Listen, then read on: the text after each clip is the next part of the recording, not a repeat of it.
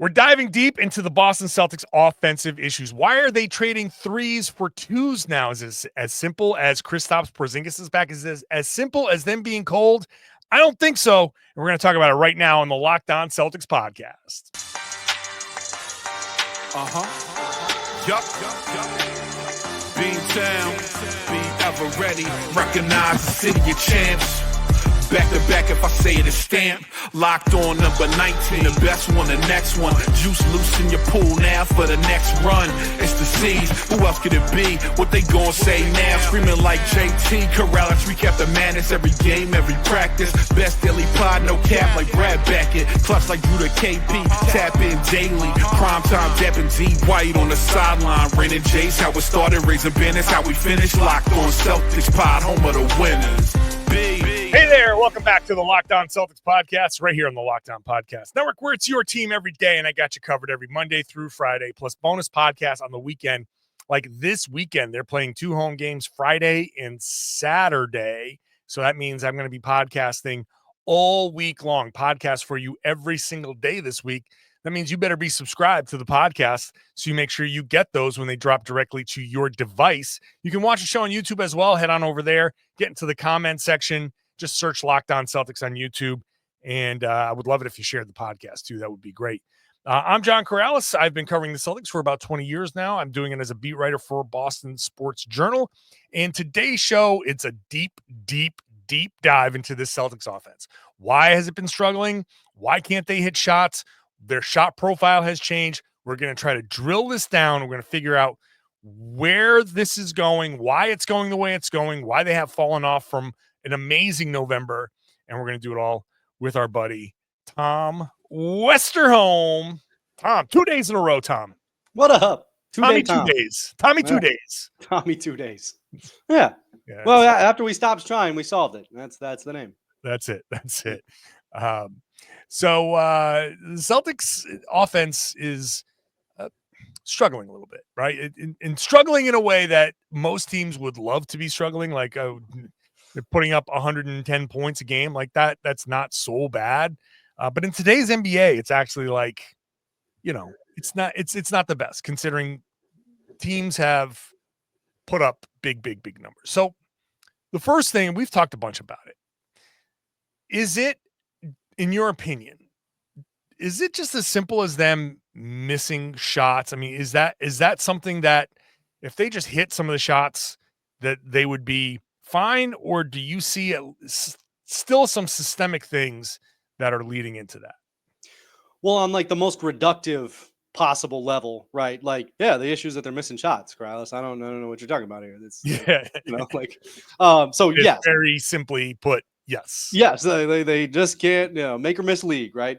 And I mean, you see that in some things where it's like there's elements where it's just fallen off. Like I think one of the stats that I found when I was kind of looking into it was like, all right, so Tatum in the last 15 games is shooting 31% from three when he takes 0 dribbles, whereas for the rest of the season it's like 38.6. So it's like there are some, so that just talking about catch and shoot threes, Jayson Tatum is not making them. And that's like just, kind of a microcosm of like, hey, sometimes these guys are just missing shots that they totally could make. We've seen that with Al Horford. We've seen that with Derrick White. We've seen that with, Payton Pritchard at times. We've seen guys miss shots that they should probably make, at least to a higher degree than they are.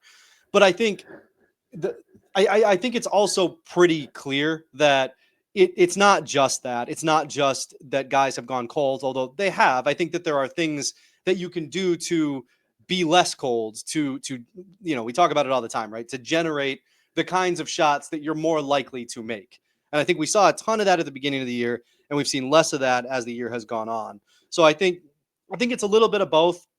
I think it's perfectly plausible to say like, hey, this team is going through a bit of a cold stretch, but then also some bad habits have made that cold stretch way worse than it might be if it was just that. And that's where I think we start, because it's not as simple as, well, they're just missing. Because while they are often missing, and like you look at Derrick White and some of these guys who have a track record of hitting a lot of shots, and now they're missing a lot of shots. It's not out of the question just to say everything can be the same and you hit a few of these shots and everything is fine. Or Right. but my bigger problem here is I don't want the results to color the actual problem or the root cause. And maybe even calling it a problem is going a little too far, because you say, okay, what's a problem means that there's something broken or negative. I think they've changed their shot profile a little bit, where they are taking more twos than threes now. In November, 43% of their offense came from 2-pointers. Almost 57% came from 3-pointers. That was like a bit of an outlier. They were shooting a ton of threes. That was like oh my God. That's where everybody's like, oh my God, the Celtics are trying to break the system. Well, and they were generating all those threes again to that distinction, right? They were creating a ton of great looks. Yeah. They were creating. Yes, they were. Their offense was geared towards a ton of those threes. Now they are taking more twos than threes. 50.3% of their offense comes from 2-pointers, and 49.7% comes. 53% of their offense comes from 2-pointers. 41. Okay, my numbers are off, but regardless, the Celtics are taking 94% of their shots. it's 50.3 to 49.7 twos to threes. That's what I'm trying to say here. Okay. I think I'm being distracted. What people don't see is my dog is licking my foot. So they are attacking the rim more. And I think the big difference here is early this season, any hint of resistance between the player and the rim, they were kicking it out. And it was one of the things that I definitely noticed, like Tatum and Brown, like, they drove. And I think the drives, it's the one number I didn't look up. I think their drives are pretty similar. I don't think they're driving any more than they were before, anything significantly more. I think the drives are resulting in shots more often. Whereas earlier this season, they were drive and kick, and the kicks were coming super early in the offense. And that was resulting in a lot of 3-point shots. And I think now Tatum and Brown and a lot of these guys are attacking and just getting to the rim a lot more often. And I don't know if that's something that they see or if it's a function of, God, we are cold from 3 and I need to make something happen, which very easily could be the cold shooting feeding itself, where Tatum and Brown are just like, we're not scoring. We're not scoring from 3. No one's hitting. So I need to try to finish some of these shots. Maybe there's some of it is selfishness. Maybe somebody's trying to put up numbers. Whatever it is, they are taking a lot more shots in the restricted area. They're taking 25.5 shots in the restricted area in January, up from 19.7. So they're taking 6 more shots at the rim. And it's funny, I'll just throw this out there. Everybody's saying they shoot too many threes. They got to get to the rim more. And here they are. They're giving up threes. They're getting to the rim more, and their offense is struggling for it because they're shooting 68.5% at the rim now, as opposed to 73% at the rim. Right. Which, again, like, I know I'm talking a lot. You'll have a chance to talk. When I think, as I was saying, like they're driving, they're meeting more resistance at the rim, which means that's where the percentage drops. And if your percentage drops at the rim, the more you attack it, you're not really, what are you getting out of it? I think this is actually a little bit of a problem when you attack this much. And I know, like, some of the older school mentality, and I used to have this mentality, You go, you attack, and it doesn't matter if you're meeting resistance at the rim. Just go and try to force the issue, try to get some of those fouls. I actually think this is the wrong thing to do now because the Celtics, with their old approach, were shooting 73+% at the rim. And when you're more selective, you're finishing and you're going back and setting your defense. When you're less selective, you're finishing less, and the other team is getting out into transition. They're getting easier looks, which means you're getting frustrated. And if they're getting easier looks and they're making more, you're going against the set defense. So I think there's a little bit of a cascading thing. I said a lot. I'm going to let you process that. Come back. We'll get your answer. Tom actually gets to talk in segment 2. We'll do that when we come back. Today's show is brought to you by Hungry Roots. When it comes to grocery shopping and meal planning, there's an ongoing problem for a lot of us, just like me.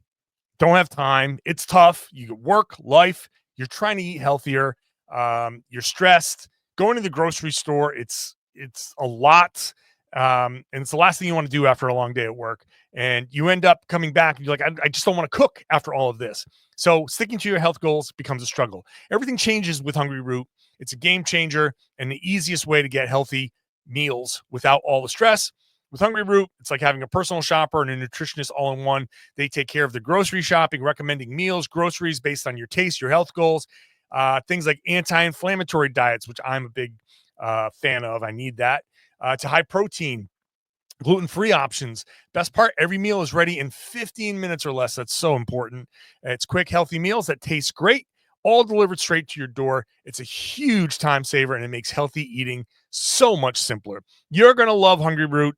For a limited time, get 40% off your first box and a free item in every box for life. Just go to hungryroot.com/LockedOnNBA and use the code LockedOnNBA. That's LockedOnNBA, all caps. That's hungryroot.com/LockedOnNBA with the code LockedOnNBA to get 40% off your first box and a free item of your choice for life. hungryroot.com/LockedOnNBA, code LockedOnNBA. Don't miss out. Thank you for making Locked On Celtics your first listen every day. Go check out Locked On NBA. I've said that a lot there with the code Locked On NBA game night. I do that on Fridays with Jake Madison. Every game at night, covered on Locked On NBA game night. And then in the afternoons, the guys have the bigger stories, debate style on the Locked On NBA feed. So 2 podcasts when you subscribe to Locked On NBA. Let's get Tom in here to get his response to a lot of numbers about 2 points, trading the threes for twos.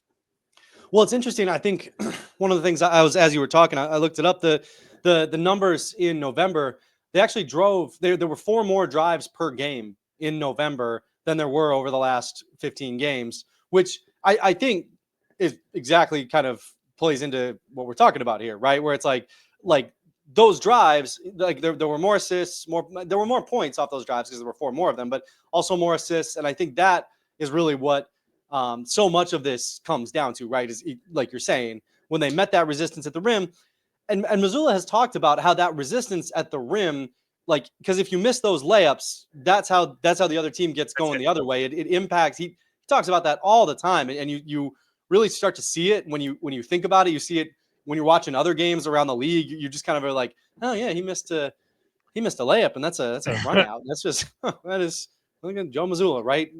Right. It's again. funny because announcers always used to say, like, I remember vividly Mike Gorman. Oh yeah. Like, how many times have you seen it? You miss a layup and you give up a layup on the other end, and it never resonated. No one ever processed it to the point of like, well, maybe we shouldn't take contested layups. Yeah, and Joe's like, yeah, maybe you shouldn't take contested layups. Yeah. And here we are. Like, so, I mean, I think that plays into a lot of those numbers that you're bringing up, where it's like this is a team that has changed the way it plays in a lot of ways, and not in a productive way, but definitely in a way that I think feels easier. Like this is, we talked about how the effort isn't quite to the level that it was last year, and we talked yesterday about how when you look at OKC and Cleveland and how they're kind of the measuring sticks of the NBA, it's like you do see that level of effort night in, night out, that level of like, we want to win this game, that level of urgency that you're not necessarily seeing from the Celtics. I think a lot of that comes down to just how much easier it is to not play the way that wins the Celtics games. Isolation is lazy. First of all, isolation, it seems like it takes a lot of effort, but it doesn't. Isolation is a lazy way to play because all you're going to do is drive. You're like, I got this matchup. I'm not setting picks. I'm not reading. I'm just going. I'm driving. I'm going to try to score. You're not participating in the offense with everybody. Not to say that all of this is lazy. Right. But there's certainly an element of that. Like that's if we're making the stew here, laziness is going into the stew here. Right. There's the like I said, the cold shooting, which is undeniable.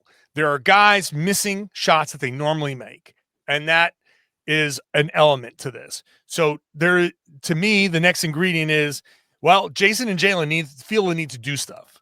And that's, I think, a part of why they're in this. And then, brother, you got a stew going. That's exactly I was right there with the Arrested Development reference. I stole it out from under you. I apologize. It's right there, man.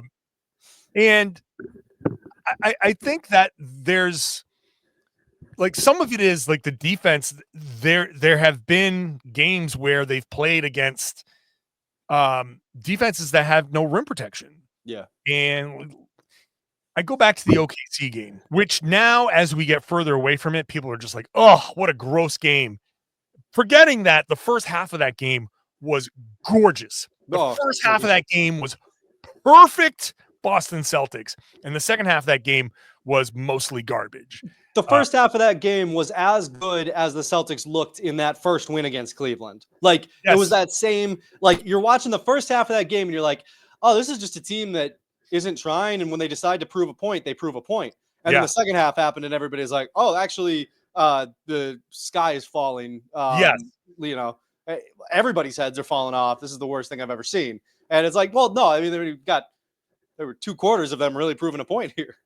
And I think part of this is forcing an issue, which is they have had a couple of games here, as I've said a million times with this team. If they hunt any particular shot, they're gonna fail. This is not a team that should be hunting shots. Yeah. Everything about the Celtics offense is drive. Like you said, there's more drives in November when they're taking more threes. They actually drove more. Yeah. Drive and read.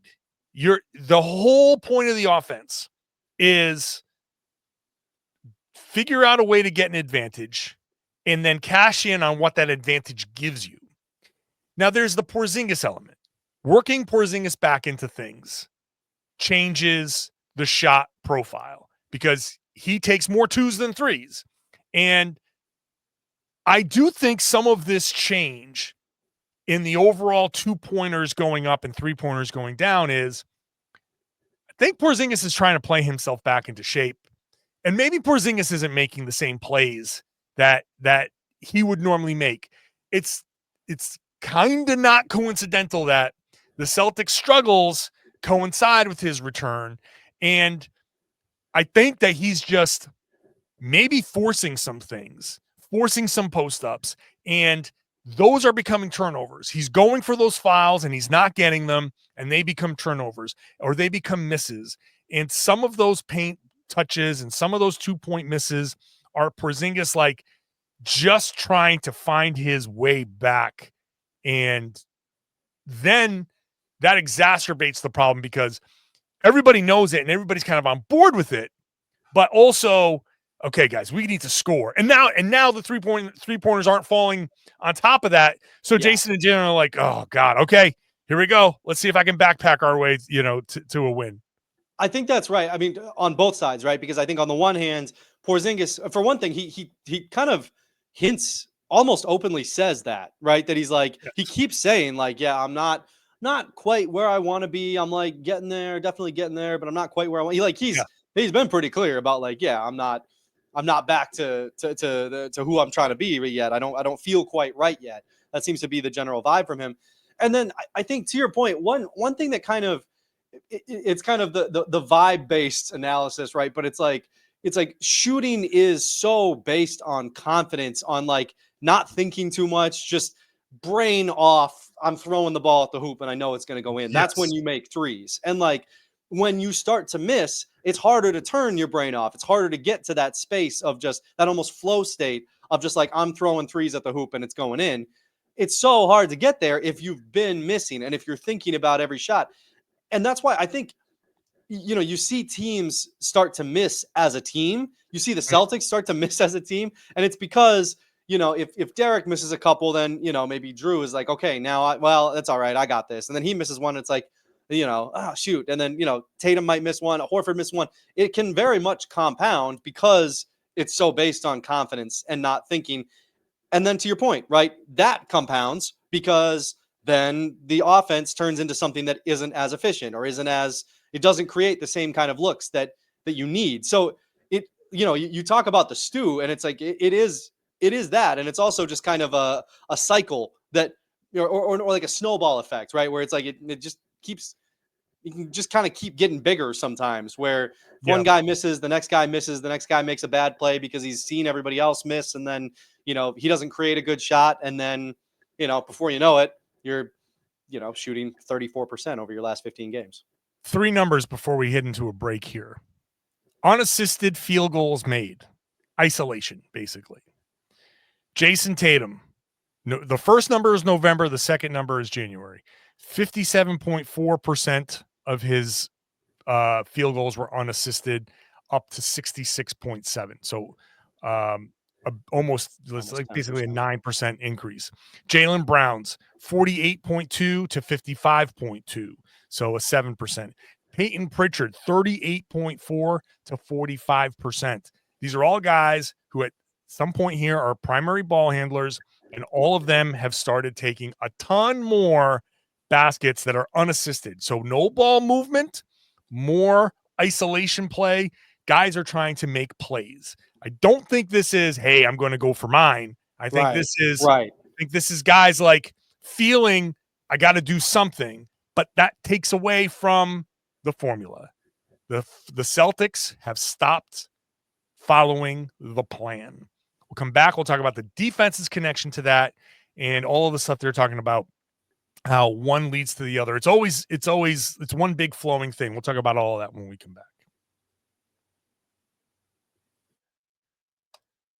Today's show is brought to you by Wayfair.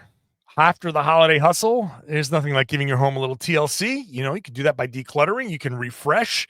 Helps you get back into a little bit of a routine. If you look around my house, you'll see basically a Wayfair catalog at my house. There's so much of the furniture that when it comes time to like, hey, you know what? Let's dress this room up. Let's get a little something here. It's always Wayfair. When my wife is sending me ideas, it's always Wayfair links. It has everything you need, and it's all within your budget. There's tons of, like, whatever your budget is, you could probably find multiple options on Wayfair.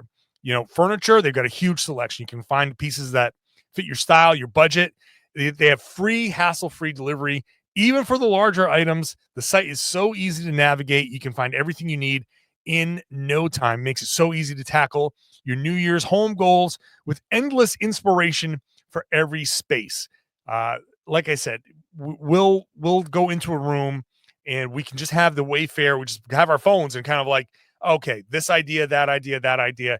Very easy to order, very easy to get it delivered, very easy to return too if you need to. Give your home the refresh it needs with Wayfair. Head to wayfair.com right now. That's Wayfair, Wayfair, wayfair.com. Wayfair, every style, every home. Thank you for making Locked On Celtics your first listen every day. Go check out the ultimate Celtics newsletter. One-stop Celtics, NBA, and fantasy coverage.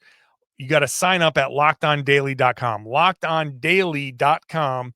Click on that Locked On Celtics logo or any other logo. You can get newsletters for everybody, but the Locked On Celtics newsletter has all of that, plus links to your favorite Celtics coverage.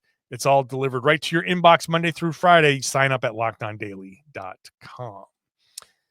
So, Tom, I think that when Porzingis is in his normal rhythm, I think there'll be more flow in the offense. And the flow is like the big thing to me. The Celtics have to get back to the following the plan and not chasing the results. I know that they're sitting there trying to find ways to win these games. And like you look at the game against the Pelicans, I don't think it was an effort issue necessarily. Like I thought they played hard. I didn't see them loafing. I mean, there were a couple of plays here and there where you're like, okay, get back, stop. Trey Murphy had a basically a coast to coast. And you're like, okay, somebody better stop the ball. Like I'm not saying they're fully locked in, but they played with enough effort to win that game, and they won that game. It's an important distinction. Yes. But, yeah. If they go back to their normal kind of cadence of their game, it'll be easier for them to do things like defend, but they do have to put in that effort on the defensive end. It's so important for them to get these shots. Like threes in transition are very easy ways to get going. That's an easy way to find the corner threes, because when you're running 4-on-3 and everybody's cross-matched, natural thing, defender turns, everybody sees the guy coming down the middle, everybody kind of gravitates towards him. Corners are wide open. That's an easy way to get in rhythm shots. The Celtics defense has not done them any favors offensively, and their offense has not done them any favors defensively. Like we said before, missing the shots means the other team, especially missing at the rim, means the other team can get out and run, and they get the easy looks. I don't think it's that surprising that all of these guys that don't normally shoot well are getting going against Boston, because their defense has struggled lately. And so when your defense struggles, your offense has a tendency to struggle, because they're setting their defense now. And it's just going to be how often can you just listen? Okay, pick and roll. They're blitzing. Okay, God, just no pick and rolls. Just let me take this matchup. Just let me take this guy that I have off the dribble. Let me see what I can do, because I'm sick of running pick and rolls against set half court defense. So their defense can play a role in getting this offense. So if they lock in and get some transition opportunities, I do think that can, maybe not in that particular game, but like it can happen more quickly, is what I'm saying. Yeah. You get into more of a rhythm over the course of a lengthier period, for sure. And I think that, it's interesting. Man, I'm sick of running through all the pick and roll stuff. You almost see that sometimes in the you see. I feel like you see that with Tatum sometimes, where it's like it is. Sometimes you have to be really patient and like, okay, all right, I got to get the guy who is the mismatch that I want. I got to wait for him to come out, and then I gotta get around the right. I got to get around the right thing, and like I got to wait all this time. And it's like, for Tatum, one of the best players in the world, I'm sure it's like I could just beat this guy. Like I don't need to wait for that screen to come. I can go around this guy, but getting around that pick and roll is part of what creates all the chaos and confusion that then creates other things. I think, again, the flow is that I think that is the big part that's missing. It's the thing that looks the most different too, right? Like when you watch the team, it's like, well, this looks so much more herky-jerky, and some of that is the missed shots. Like missed shots are going to make things look a little worse, but a lot of it is just like, they're not kind of playing with that same that same level of fluidity that really defines the first month or two of the season. And here's my final point here about the defense. They have to figure out exactly how they're going to defend, because in the early part of the season, they were defending remember, they were giving up like 60, 70 points in the paint. And we were like, what is happening here? And they were winning because they were hitting shots. And I remember saying it or writing it. They're winning, but man, they got to figure out this points in the paint thing, because it's going to burn them at some point. Yeah. And then Porzingis comes back and they stopped giving up a ton of points in the paint. Yeah. And what they're doing is they're giving up threes. They're trying to give up selective threes, but they're still giving up the threes. Okay. Well, now the 3-point variance game is now in play, because instead of the Celtics, like we've said, the Celtics having that big 3-point advantage, the teams are getting close to what the Celtics are shooting. And even right now in January, making more 3-pointers. Mm-hmm. So if your defense is going to be giving up 3-pointers and you're going to say, hey, we're going to take the chances with DeJounte Murray taking that shot, then you better be taking the threes as well. Yeah. Because if DeJounte Murray does what he what he did against the Celtics, then you're going to have a real tough time if you're just saying, okay, well, we're just going to keep attacking the paint. Well, now you're trading threes for twos. And that's a hard thing to do because you got to start shooting 75%. Yeah. They're shooting 50% from three. And that's what the Celtics had to do. If you're going to be giving up 3-pointers, then offensively you have to be taking the 3-pointers so you can at least have the volume to overcome what they're doing. And it's not saying hunt those 3-pointers, but it's also don't force the twos that you're taking.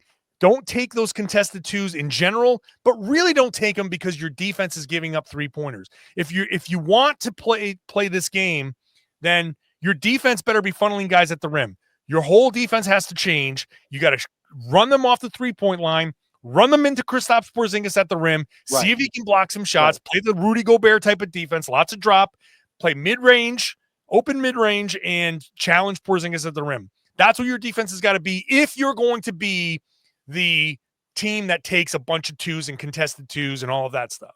But if you're going to do what they're doing and giving up those 3-pointers, you have to be mindful to work the ball around and try to get as many of those open 3-point looks as you can, just like they were doing in November. Whenever you see that, once you see that jersey, once you see that guy's numbers coming up to you, boom, you got to get rid of that ball. You got to take the threes if you're going to give up the threes. That's the only way you're going to start to win these games more easily. Yeah, agreed. I mean, look, I think, you talk about like how when they were struggling at the rim, they were struggling to defend the rim when Porzingis was out. Yeah, I mean, he's not anymore. So yeah, just push everybody toward him. And then on the other end, I mean, like, I think what it comes down to too on the other end is like, but continue to play the right way offensively.